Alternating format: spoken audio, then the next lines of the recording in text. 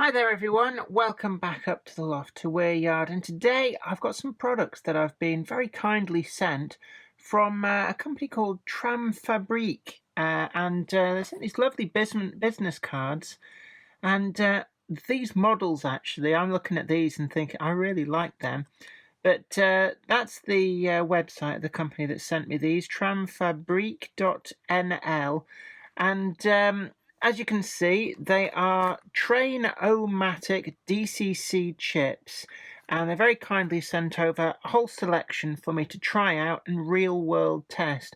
And I'm really excited to be able to test these. I have tested other brands of DCC chips in the past, so it's always nice to be able to see what's actually out there on the market.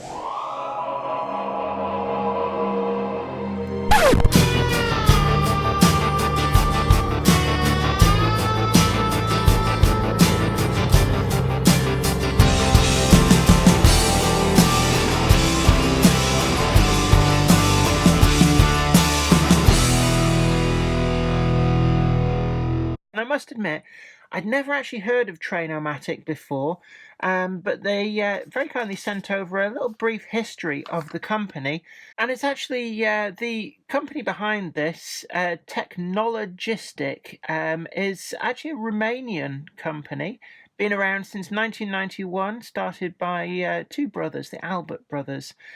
Started from their house, so it's always nice to see these kind of small family-run businesses that have expanded and expanded, and according to the data sheet that came with this, it's expanded to be a company with 38 employees making these chips, and well, I'm looking forward to putting them through their paces. So very kindly they sent over this whole selection. And I'm going to start with this one on the left. This is a Plucks or Plucks X16. I'm not really sure how you'd pronounce that.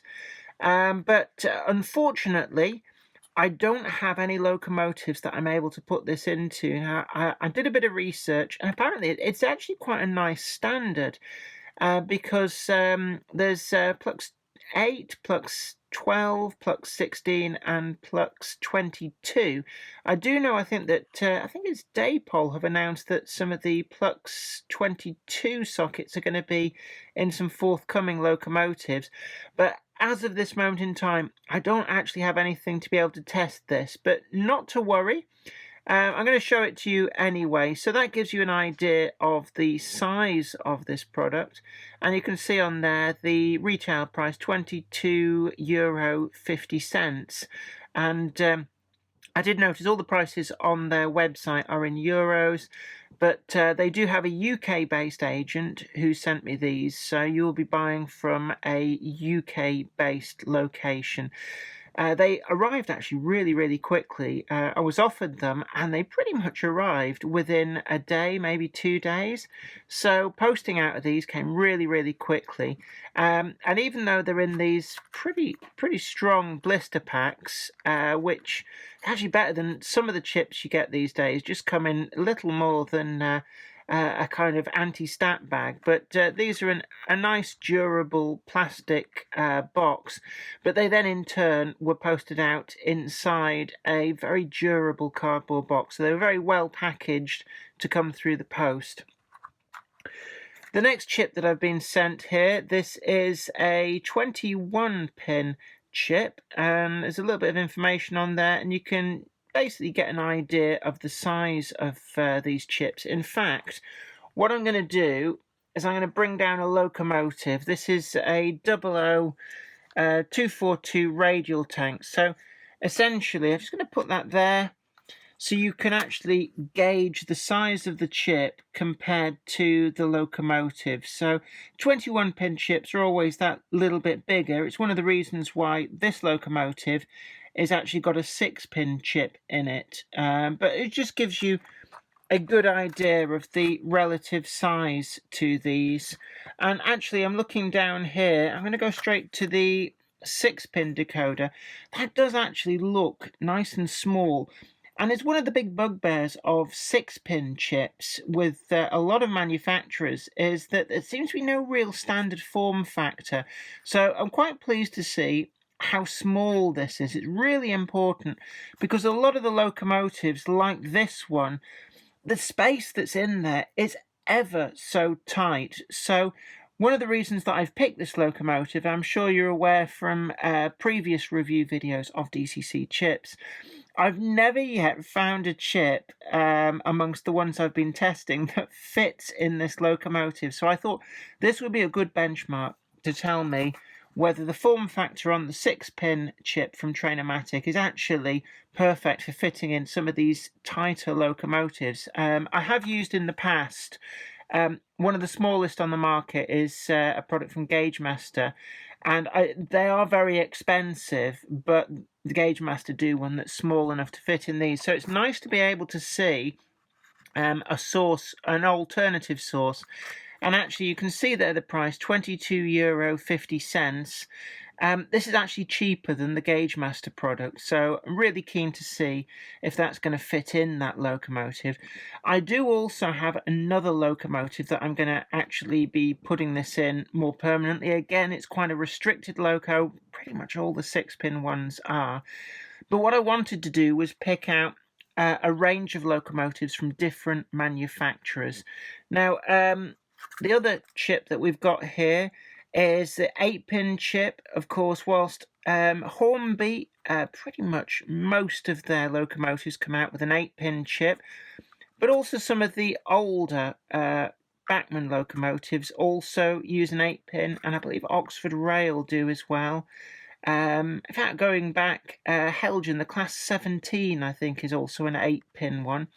So this is on a wiring loom. It's not a direct plug. And that actually gives you a lot of flexibility. And again, you can see against the locomotive the actual size on the chip there. And I'm going to try and dig out a locomotive that I want to see whether this form factor will fit into. Actually, and what I might do is pick out a Bachmann Class 8. I might swap it actually between a few locomotives just to check different fits and performance. But the Bachmann Class 8, I've always found very awkward. I always found it very bizarre that Bachmann produce the 8-pin ready Class 8 shunter, but their own proprietary 8-pin chip won't actually fit in it. It's really quite strange. I've actually ended up in the past using a variety of other manufacturers' chips, so it would be a good test to try and fit this into there and just see how well this fits within the tight confines of that locomotive, because that's always a big consideration, I guess. And you can see on there we've got the form factors there in millimeters as well, and €18. So when you've got to remember that a euro is worth about, at the moment, at the time of recording this, about 85 pence. So that is actually remarkably good value. If anything, don't fall into the trap that it's easy to do, looking at the price in euros and thinking pounds in your head. These are actually cheaper in pounds than they appear there in euros. So actually at 18, that's a reasonable price on that. So they're the 4 chips that I've been sent. I'm going to put these 3 to the test because I've got locomotives to fit them into. And then I've also been sent this, and I'm actually really interested to see about this. It's a smart power pack, and it appears to be a stay alive capacitor. You can see the electrolytic capacitor on there, but it's also got this board attached, and I'm very curious about that. I've had a quick look at the instruction manual that comes with this. They've sent over this full smart power pack instructions here, and it gives you some details, and there's actually CVs you can change, presumably on that integral board, and there's a few features that you can change on the basis that if you have quite a few of these on your layout, if they all try and charge at the same time, it could actually trip out your DCC system. So they actually very handily have this option where you can change the time it waits. You can see their CV124 startup delay, so that you could set all your locomotives to have different delays, so they don't actually trip out your DCC system. And I think, that just shows the kind of thought that's gone into this, which is really nice to see. We've got some different information there on using it with different manufacturers' chips, some ESU settings, lens settings, and I'm really interested to put this to the test as well. So what I'm going to do is I'm going to come to that last. I'm going to check out these chips to start with, and then I want to try this with one of the chips in the kind of locomotives that you get traditionally get problems with over points. So short wheelbase. I'll see about getting that fitted into something and just see how well it performs. Now, I've seen some pretty beefy stay alives before now, which actually allow you to pick the locomotive up, put it on something like a table surface, and I was quite amazed to watch an 009 locomotive do this. It just sort of kept rolling. It was most peculiar. But given the size of that capacitor in there and this board that's attached, I'm going to see just how well that performs. But first of all, let's go ahead, and I think we'll start off with the 6-pin, because I've got this locomotive here, and first up, I want to see if it fits. If it does fit, then this will give us the first test with a Bachmann locomotive. Now, the reason for picking different locomotives is simply that different locomotives sometimes have different characteristics with chips, and I've had problems particularly with Bachmann locomotives needing tweaking of the CV setting. So it'll be interesting to see how it performs out of the box, so to speak.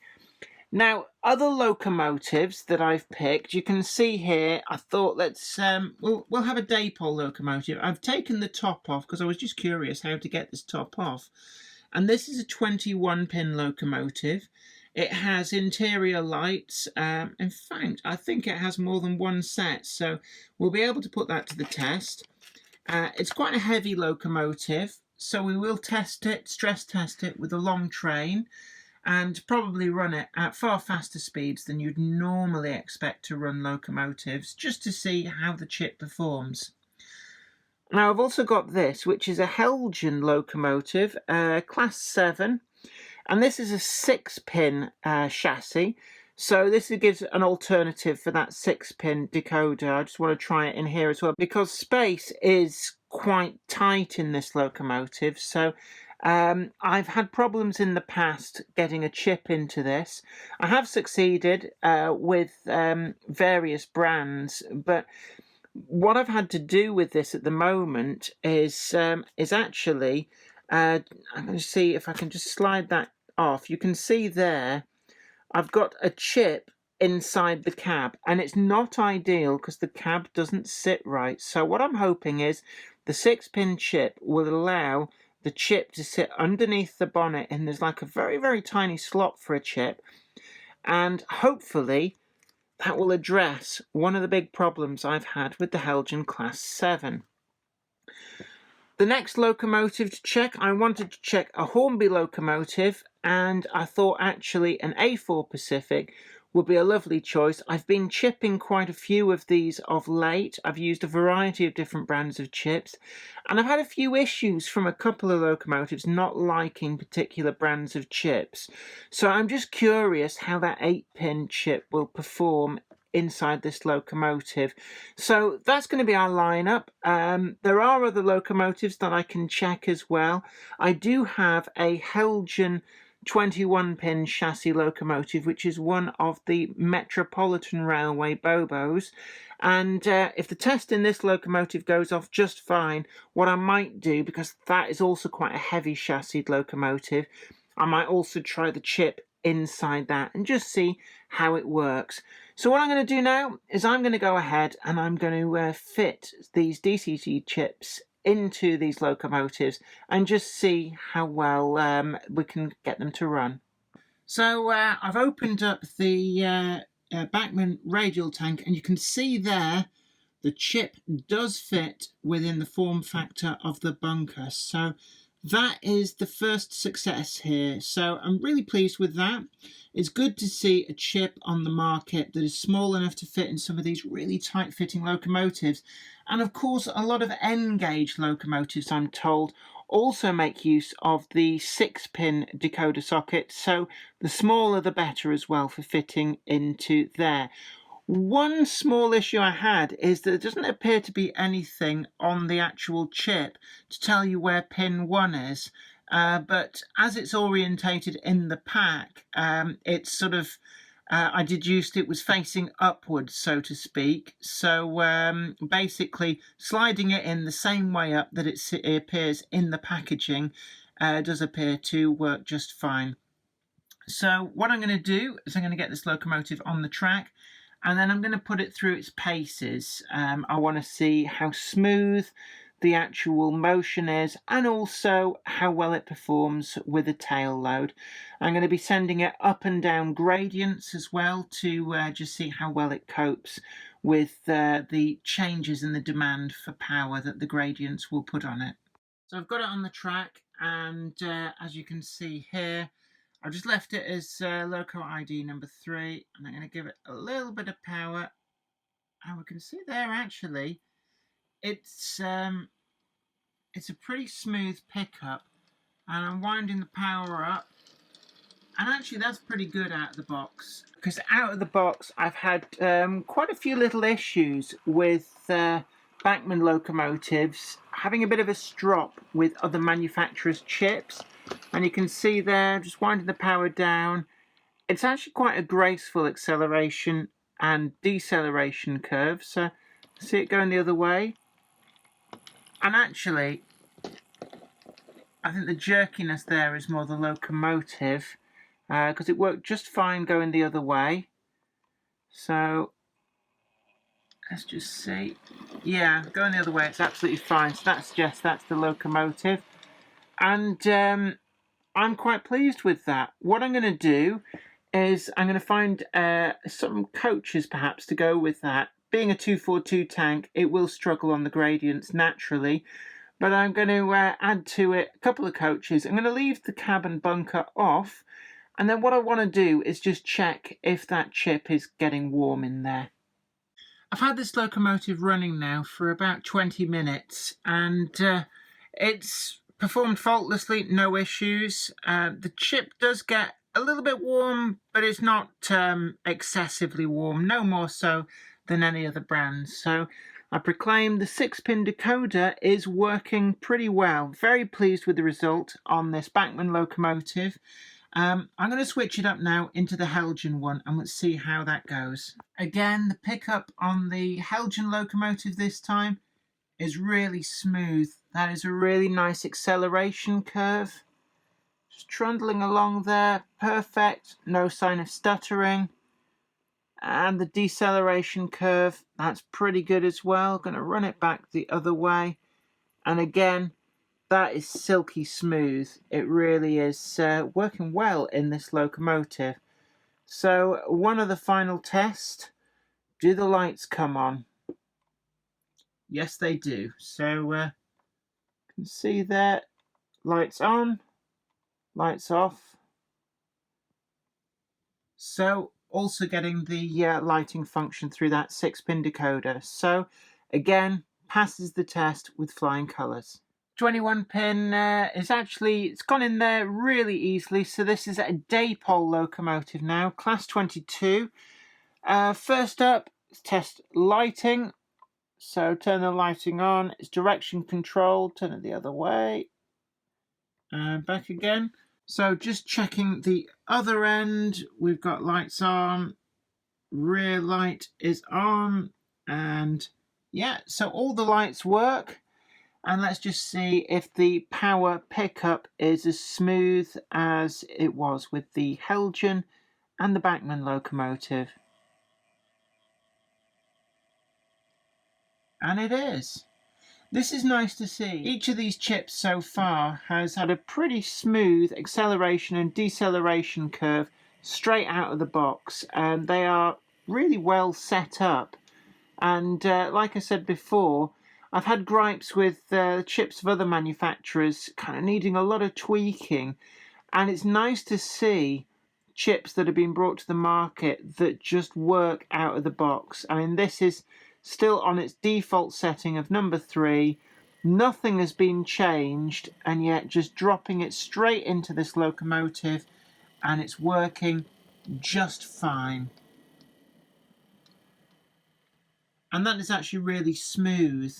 I've had with some chips where they kind of jerk at low speeds, but this is actually running pretty well. So I'm going to get this running, and then I'm going to see if there's any heat buildup or any issues that creep in.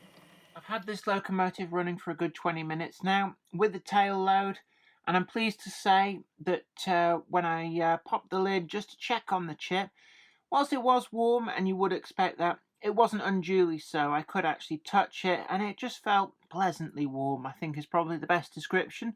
So again, the chip has passed with flying colours all of the tests, and I've never actually seen this locomotive run so smoothly. It's only ever been used on DC before. I just plonked this chip in because I thought it'd be nice to get Dapol as a manufacturer into this test, just to give a really good indication of how these chips work in a variety of different manufacturers' locos. And actually, the smoothness and control that I had over this locomotive really was quite nice. So more than pleased to have a Train-O-Matic chip in this. So I've chosen the Hornby A4 Pacific. This is the slightly earlier version with the DCC socket in the Locomotive, and these can be a little bit temperamental on DCC. I've had a number of them where they just seem to be very finicky about picking up the power. So this might actually prove useful for testing the smart power pack that I've been sent to review as well. So I bear that in mind. And first off, this is just the chip put straight into the locomotive. And let's see. Oh, that is a nice smooth acceleration. That is actually really nice. Again, different manufacturer, but same result. We've got smooth control. Just slow that down. Change the direction. It's perhaps not as smooth as the Dapol locomotive or the Elgin Locomotive, or indeed the Bachmann Locomotive, but I think that's down to the locomotive itself rather than the chip. That is actually pretty reasonably smooth, so I'm going to go ahead and let this run a little bit and just see how well it works. But what I've seen so far, that is very promising. Quite often with these chips, as I've said before, you have to tweak CV settings, and it can be a little bit of a black art to get a locomotive to run smoothly. But all of these chips have just gone in, and the locomotive has worked flawlessly first time each time. So I'm going to go ahead and I'm going to give this a good run, and then I'm going to again check and see just how that DCC decoder is doing. Again, I've had the locomotive running now for about 20 minutes and had a load on the back, and it's just handled that perfectly well. Again, warm but not overly warm, and there's been no stuttering from it. In fact, it almost seems a shame to solder in the super power pack, because this locomotive with this chip in just doesn't seem to need it. I've had other chip brands that have stuttered on even the most minor of dirty track, but these have just been ever so sure-footed. So I'm going to have to have a think really about which locomotive I try the power pack in. I'm going to put it in just to see what happens if I lift the locomotive off the track whilst it's running. What I want to see, I guess, is the wheels just keep on spinning, because that will show you that there is quite a good deal of power in that capacitor to keep the locomotive moving. So I'm going to go ahead and I'm going to follow the instructions on the website. I've just been to have a look at their website. Follow the link down in the description below. It's got some very, very clear guides to how to not only solder in the SPP, the super power pack, but also the extra functions. They've got solder pads that up to 4 auxiliary functions on, for example, this 8-pin chip that you can do. So very, very clear wiring diagrams, and it's pleasing to see that because quite often you're kind of left to your own devices with some other manufacturers' chips. Not so with this. It's a very comprehensive website. Well, I had a go at starting to try and fit the Super Power Pack, and I'll be honest with you, my soldering skills are just not good enough. So not to detract from the product, the instructions on the website are very, very clear and easy to follow. You can see there the little tiny solder pads there, and I did have a go, and I just became so frightened that I was going to bridge solder joints, I was going to ruin the chip, that I'm afraid I bailed out. So it's not to detract from the product, it's just simply that my soldering skills weren't up to it. It's not for the faint-hearted. If you're going to fit one of these, then if you're good at soldering, all well and good.